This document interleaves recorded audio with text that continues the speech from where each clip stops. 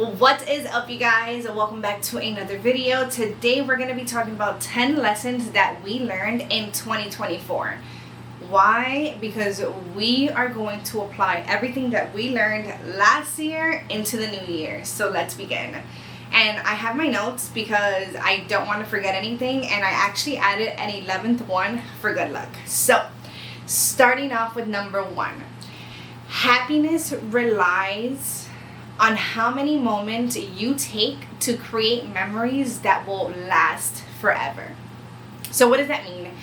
That means that happiness does not rely on money. Happiness does not rely on a person. Happiness relies on how many little moments you create that you will never forget. Moments that bring happiness, moments that put a smile on your face, that bring laughter. Those moments you will never forget. So let's try to have more of those moments throughout this year. So at the end of the year, when we look back, we have nothing but happy memories. Number 2, you miss every shot you do not take. And being an influencer has made me learn this over and over again. Before I even started becoming an influencer or a food blogger, I would never reach out to companies. I will never sell myself. I will never really promote myself the way that I'm supposed to. And it truly shows when you put effort in and when you don't. When you're scared and when you're not scared. So this year, I am going to make sure that I shoot my shot every single chance I get, because even if I don't get 100 yeses, I'm gonna be satisfied with 80 yeses, okay? Next year, we'll get to 100 yeses. So don't be scared and go after the things you want. Number 3, the power behind setting goals is huge, right? So we can set a goal, but if we don't have a plan that's going to help us reach our goal, that's when we make a mistake, right? So when it comes to vision boards, when I first started, I would create vision boards with my dreams, right? But I would never really figure out what the plan was. So if you're watching this, please make sure to come to my Galentine's Vision Board Picnic, because I'm going to help you guys truly plan out your year. We're going to do this the right way. We're going to be intentional, and we're going to have some type of leverage that's going to help us achieve these goals. So set goals and make sure to plan. Number 4. Give yourself enough space to understand, analyze, and grieve the changes you're going through. So basically, go with the flow and make sure that you're conscious enough through any lesson or situation to make sure that your feelings are not coming from a negative space, right? So I feel like this one's very important, because oftentimes we don't give ourselves enough space to really sit in everything that you've gone through, right? Or that you're going through.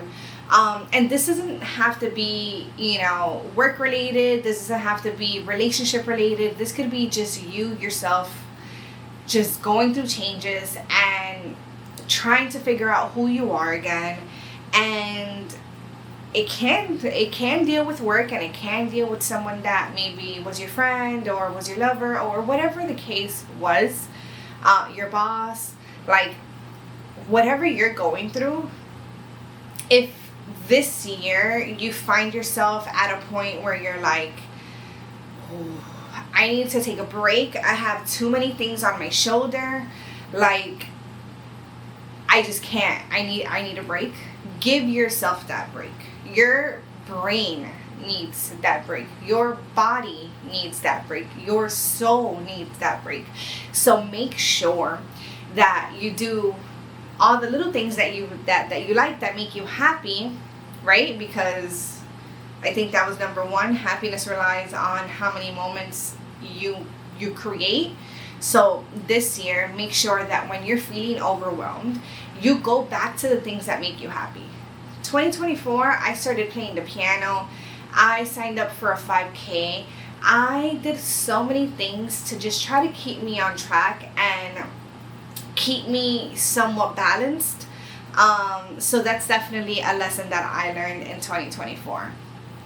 Number 5, although you might not be in the greatest space mentally, maybe if you do enough things that put a smile on your face, by the end of the year, it's going to be a full year of a whole bunch of great memories. So this basically goes hand in hand with number 1.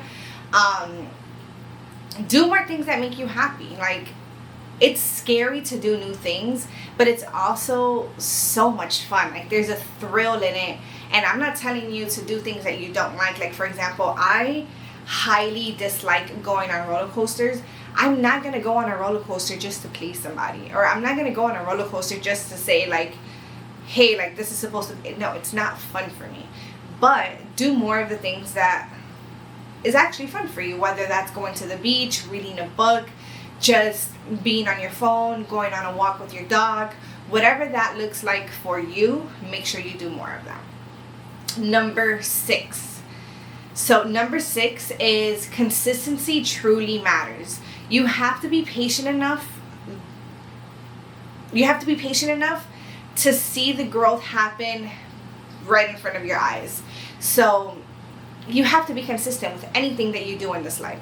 Whether it's be consistent with showing up and telling your mom that you love her, showing up and telling your dad that you love them, showing up and telling your friends that you love them, right? Consistency means to be repetitive. Be repetitive with things that are going to bring a good outcome for you. You know that you need to be consistent when you're going to the gym, right? Because you're going to see results after you're consistent. You're going to put in the work to, I don't know, learn how to do your own makeup. Consistency is what's going to give you that experience. So I think it's very important, like, even just being on YouTube, you guys, like, consistency is what has allowed me to sit in front of the camera and speak to you guys. And yes, I need my phone, but it has allowed me to feel a little bit more comfortable and put me in a space where I'm not so fearful of talking in front of the camera or showing up with no makeup on. Like, it takes time, so be consistent. Alright, so number 7, the love you give isn't always going to be mutual, and that's okay. As long as you know that your love is genuine, it's really all that matters. And when I speak on love, I don't always speak on love as far as like relationships, right? We love everyone and everything, right? So I love my dog, I love my dad, I love my mom, I love my brother, right? I love the people who I have close to me. So the love that you give isn't always, and I feel like I learned this a long time ago, but the love that you give isn't always going to be mutual. People are not going to show up for you the same way that you show up for them. People are not going to be there for you the way that you want them to be, even after voicing how you want people to show up for you. But that does not mean that you love people any less, right? A lot of people tend to get the two confused. Just because you are accepting that the love isn't mutual, that doesn't mean that my love for excuse me, for whatever it is, for whoever it is, isn't as big as you feel, right? Once again, that goes for friendships, that goes for people that you're, talking to, your family. The love's not always going to be mutual, but don't change your heart, because then you'll be changing yourself. Anyways, number 8, overthinking only slows things down and gets in your way.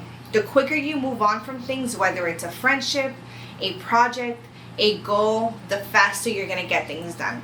So I feel like that's very, very important, because I'm I am an overthinking queen, okay? Like, I get the crown because I overthink everything, whether it, like I said, whether it's a friendship, whether it's a situation, whether it's a project, a goal, a video, publishing something. I overthink everything, but that's because I am my biggest critic. And it's okay to be your biggest critic, but be mindful that when you're looking at your art, when you're looking at your work, when you're looking at your friendships, your relationships, you're not looking through a negative lens. You're not looking at it at things from an emotional standpoint, but you're really looking at things from a outside point of view, like an outsider's point of view, right? Because people don't see the little, what's the word that I'm trying to use? They don't see the flaws that you see. We see that, but other people don't see that. So make sure you don't overthink. Just get shit done, like Nike. Just do it. This is what, number 9. Organization is the key to productive days. It's made such a huge difference, and I can only imagine the things that can get done when you've organized yourself every single day. You guys, creating lists, taking ashwagandha pills, my notes on my phone, just being realistic with the way that your brain works, working with your brain, not against it, is so helpful. Like, I feel like I've been able to do so much more since I've tried organizing myself. And mind you, I'm not at the point where I'm supposed to be, but I'm definitely much further than I was. So that is lesson number 9. Number 10 is grounding sessions are so important for your mental health. Go outside. Take a walk. Take a stroll with your dog. Go exercise. Go enjoy some vitamin D. Like, is it vitamin C or vitamin D? I think it's vitamin D. Vitamin C is orange. Whatever it is, go enjoy the sun. There's so much beauty that the world offers that's free. And trust me when I tell you, we need it. We need grounding sessions. We're always with our phones. We're always with our computers. Like, we need to open up this third eye and ground yourself. That's going to allow you to be present. It's going to allow you to slow down, so like that you can pick the speed back up. Now, the last one I'm going to leave you guys with is showing up as yourself will always leave a much longer impression than if you ever show up as somebody you're not. So I feel like that's so important, because showing up as myself has gotten me as far as I am today. And it's only the beginning, but I already know how much further I'm going to get, because I have accepted who I am. I know who I am. Well, I'm rediscovering myself, but I know who I am. I know what the best version of myself looks like. And with that being said, it's gotten me in places and on screens that I never thought before. Because you're telling me that, like, out of a group of at least like over 50 influencers, I was chosen to be one of the faces on a Deco Drive segment for a viral ice cream shop. That is insane. But again, because I show up like myself everywhere I go, I leave a lasting impression. Trust me when I tell you, I leave a little bit of me everywhere I go, and I want you guys to do the same thing. Like I said, I am rediscovering myself. There's a lot of things that I know I love. There's a lot of things I know I no longer like. Like, there's just so many little things about me that I'm like, bro, who am I? But, you know, those are just things that don't really matter. But, like, everything within, I'm getting back to myself, and I want you guys to do the same thing. Show up however you want people to remember you, right? Show up as yourself. Be the best version of yourself that you could ever be, because 2025 is going to be an amazing year and I'm so happy to be here with you guys. But yeah, you guys, so with that being said, those are my 11 lessons that I learned in 2024 that I will be implementing in 2025. I wish you guys nothing but the best this year. Success, love. I want you to heal. I want you to become better. I want you to authentically live the life that you are meant to be, no matter what you're going through. So, with that being said, thank you guys so much for being here, and I'm going to see you guys in the next video. Peace.